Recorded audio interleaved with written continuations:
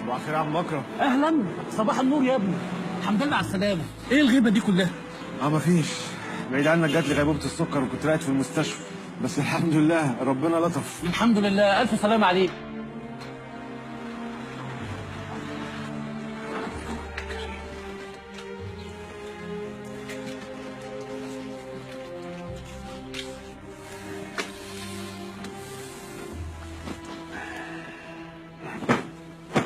فين بقى القطعه بتاعت امي؟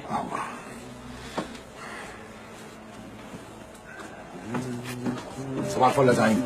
اهلا عاطف باشا. بقول لك ايه وحياة ابوك، البنطلون بص مقطوع ضبه ومفتاح، عايز اعمله سريعا جدا. طيب حاضر اعملها لك. حاضر. سيب اللي في ايدك واخلص يلا وحياة ابوك. طيب اقلعه جوه لا ما اقلعش، يلا زي ما انت كده وحياة ابوك بسرعه. وريني كده وريني. يا جدع انت، يا نهار ابيض. بقول لك ايه، شوف لي اي حاجه البسها وقصرها يلا. بص يا زعيم اهم، هوصل لغايه الميدان وارجع سريعا جدا. طب ما وخلي كمان العلبه دي ما تاخرش وحياة ابوك سريعا، شد حيلك. حاضر حاضر. الناس كلها مستعجله.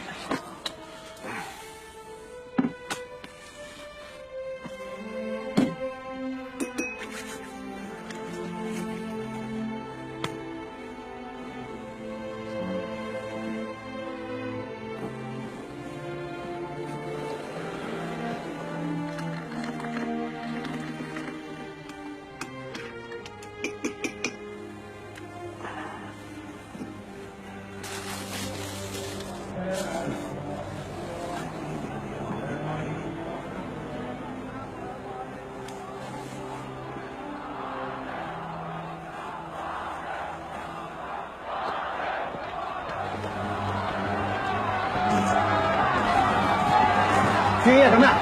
في ايه؟ في ايه يا جماعه؟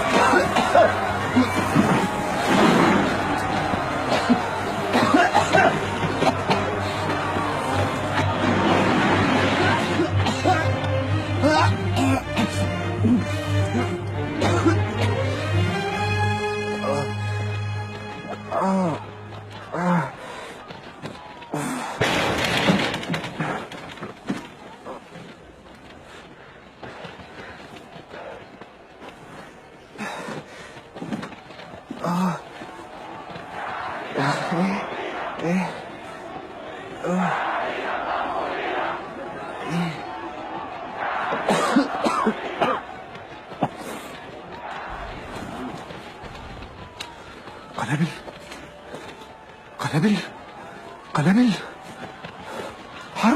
حرب ايه؟ اسرائيل.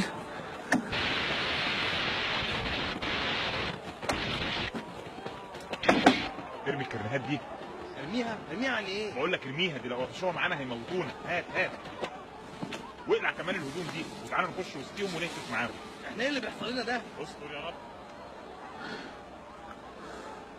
حتى الشرطه بتقتلوهم.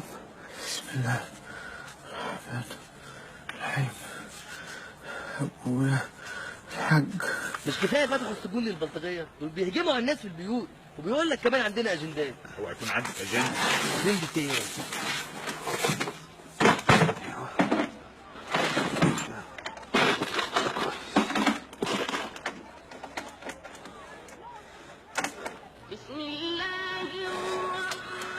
حرام هتذكر القرآن. حرام. مين ده؟ في ارض حظا الى اعمالها. ده الريس. ليه كده؟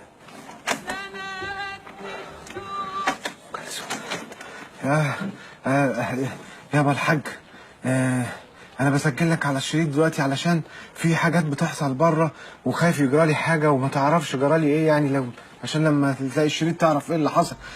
مش عارف في ايه بره، بس دي زي ما تكون حرب. صوت جامد جدا اهو، انا سامعه يا حاج، سامعه صوت رهيب وناس بتصوت جامد جدا. ده ممكن تكون اسرائيل يا حاج. دي طريقتها، دي الطريقه بتاعتها. بس انا قاعد، انا مش. يا نهار اسود، ده صوت جامد جدا يا حاج، صوت جامد. صوت اهو ضرب ده.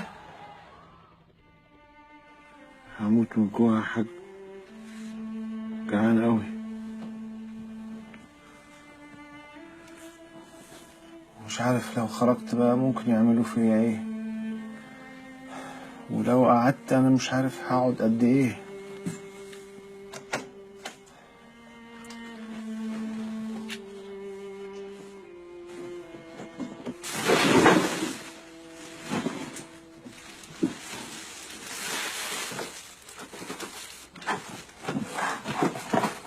كحك يا حاج، لقيت اكل يا حاج، لقيت اكل، سبحان الله. حدودة في بطن الحاج، حدودة في بطن الحاج بالسكر.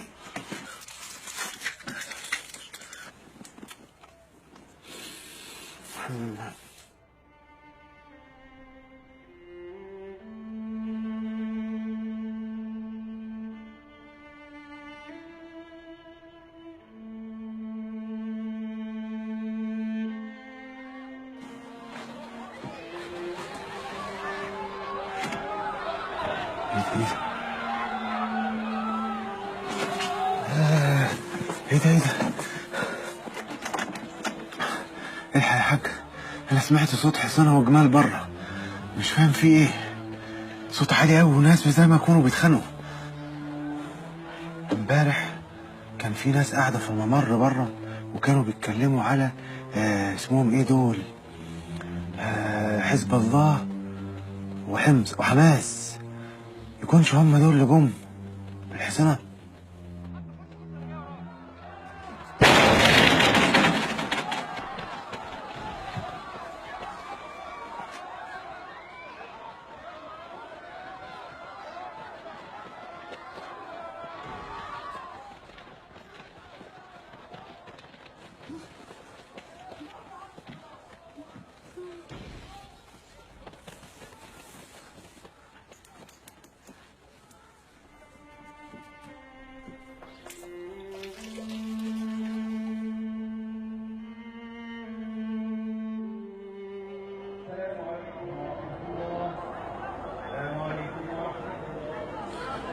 السلام عليكم ورحمة الله.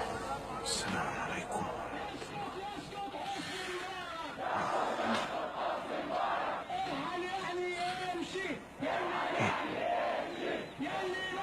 موبايلك راح.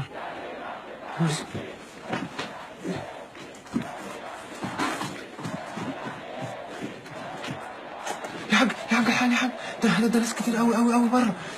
ده واضح الناس اللي بره دي كلها كانوا عايزين الرئيس مبارك يمشي. هو يرحل، انا سامع بوداني دي بيقولوا يرحل والله.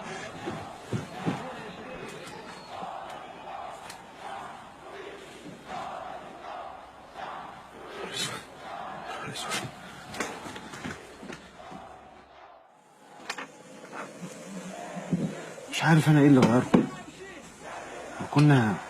كنا عايشين مبسوطين، بنتضرب على قفانا وما بنتكلمش، وشكلنا متبهدل في كل حته وساكتين. مش فاهم انا ايه اللي غيره. انت عارف يا حاج، لو كانوا اللي بره دول اسرائيليين انا كان ممكن اخرج، انما دلوقتي لا يمكن اخرج. ده اللي بره دول لو الحكومه مسكتهم هتنفخهم وتعلقهم.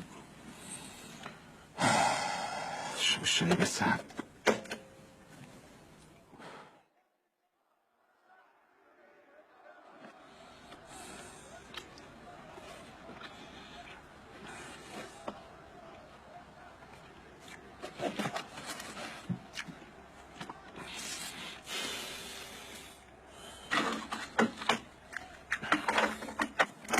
وازدهار الحياة بالحق.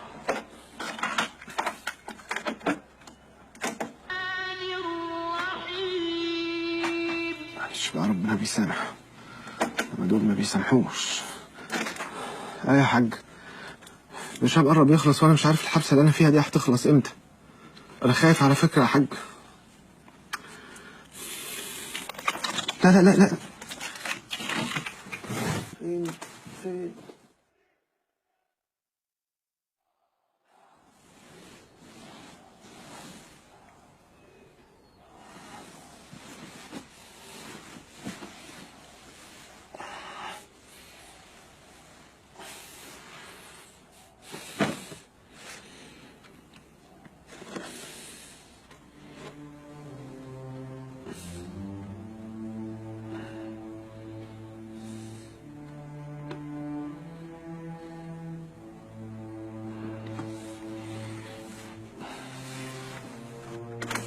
والخير والعدل وصالح الأعمال فيها. بالشام خلص يا حاج. الشام خلص، والخلق اللي بره دي عشانها كبير قوي في ربنا. انا بفكر اخرج يا حاج، اخرج وكده واقف معاهم وهي نوايا تزمة الزير. بس افرض بقى انا خرجت وحسني مبارك ده ممشيش، مش هعرف ادخل تاني. طيب يعني هخرج ولا ايه يا حاج؟ بعدين هيعملوا فيا ايه يعني لو خرجت ومسكوني؟ هيموتوني. طب ما هو انا كده كده ميت بالسكر، فاموت بقى بره وخلاص. ولو ما متش بالسكر ما انا هموت كزي انسان عادي في يوم من الايام. وبعدين ما هو برضك لازم يمشي بقى يا حاج. انا اصلا ما بحبوش، وحياة المصحف ما بحبه. اخرج يا حاج.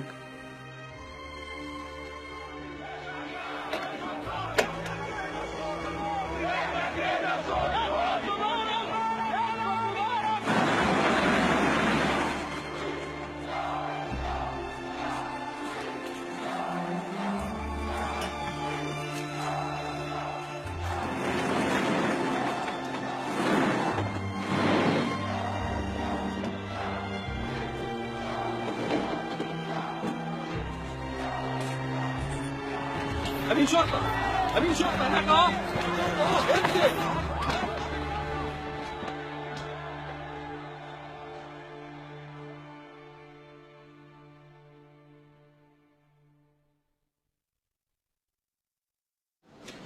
السلام عليكم.